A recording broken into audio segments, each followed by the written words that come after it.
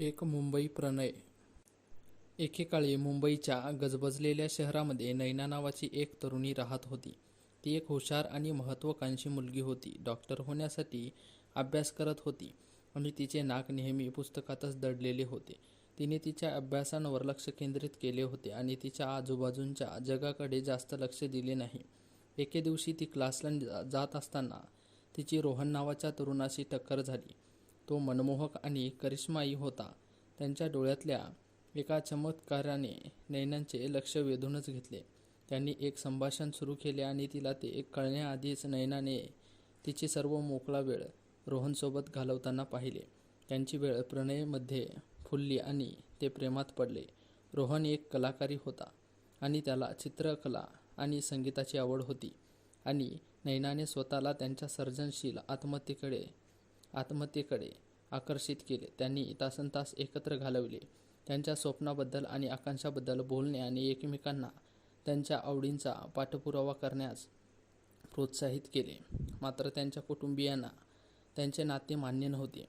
नैनाच्या पालकांची इच्छा होती की तिने तिच्या अभ्यासांवर लक्ष केंद्रित करावे आणि डॉक्टरांशी लग्न करावे, तर रोहनच्या पालकांची इच्छा होती की त्याने कौटुंबिक व्यवसाय सांभाळावा आणि त्यांच्या समाजात लग्न करावे.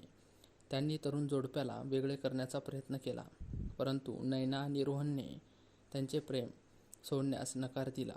एके दिवशी रोहनने नैनाला ग्रामीण भागाच्या सहलीबद्दल आश्चर्यचकित केले. त्यांनी हिरवीगार शेत आणि शोधण्यात, संगीत वाजवण्यात आणि एकत्र चित्रकला करण्यात दिवस घालवला. जसा सूर्य मावळायला लागतो, रोहनने नैनाचा हात धरला आणि तिला नदीकाठी एका निर्जन ठिकाणी नेले. त्याने एका गुडघ्यावर खाली उतरून अंगठी काढली.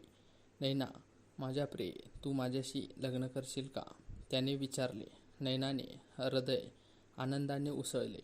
तिला माहीत होतं की रोहन हाच तिला आयुष्यभर सांभाळणार आहे. तिने होय म्हटले आणि मावळत्या सूर्याखाली त्याने उत्कट चुंबन घेतले. त्यांचे कुटुंबीय अजूनही त्यांच्या लग्नाच्या विरोधातच होते, परंतु नैना आणि रोहनने त्यांच्या प्रेमाच्या मार्गात कोणताही आणि कुठलाही उभे राहू देण्यास नकार दिला. त्यांनी कठोर परिश्रम केले आणि शहराच्या मध्यभागी एका लहान आर्ट गॅलरीमध्ये एकत्र त्यांचा स्वतःचा व्यवसाय सुरू करण्यासाठी पुरेसे पैसे वाचविले. त्यांची गॅलरी खूप यशस्वी झाली आणि ते लवकरच कालविश्वात प्रसिद्ध झाले. नैनाने आपला अभ्यास सुरू ठेवला आणि ती यशस्वी डॉक्टर बनली, तर रोहनने सुंदर चित्रे आणि संगीत तयार करणे सुरू ठेवले. अनेक वर्ष गेली आणि त्यांच्या कुटुंबियांनी हळूहळू त्यांचे नाते स्वीकारण्यास सुरुवात देखील केली.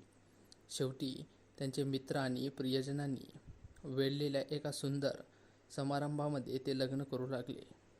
नैना आणि रोहितने त्यांचे नाते जसजसे पुढे वाढत गेले, तसतसे त्यांचे प्रेम दिवसेदिवस घट्ट होत गेले.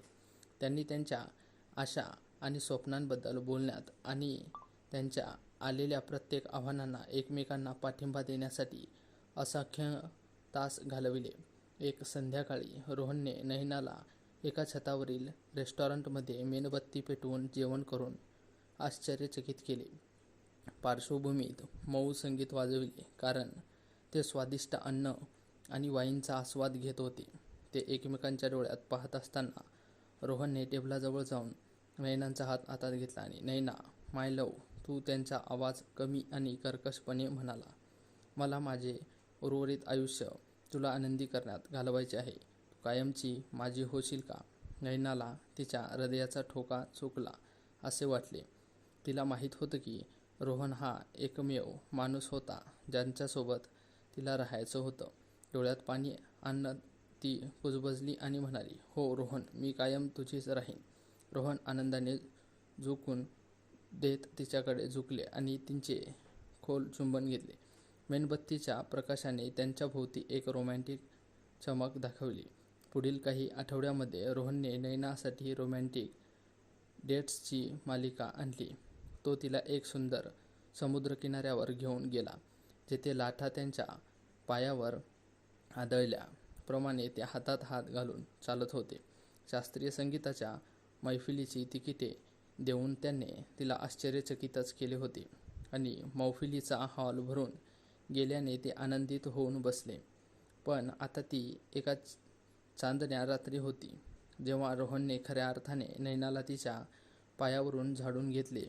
तो तिला शहराच्या बाहेरील एका निर्जन टेकडीवर फिरायला घेऊन गेला होता.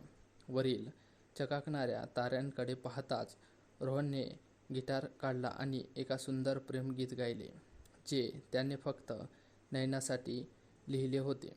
शेवटच्या नोटा ओसरल्या तशा रोहनने गुडघ्यावर बसून नैनाचा हात हातात घेतला.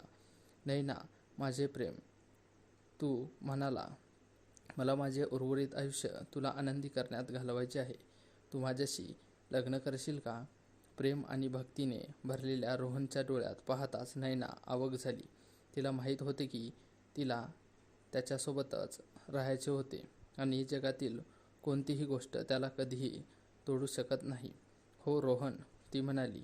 तिच्या चेहऱ्यावर आनंदाश्रू वाहत होते. मी तुझ्याशीच लग्न करेन. रोहनने तिला आपल्या मिठीत घेतले आणि तिला घट्ट पकडले, कारण त्यांनी निखळ प्रणय आणि आनंदाच्या क्षणाचा आस्वाद घेतला होता.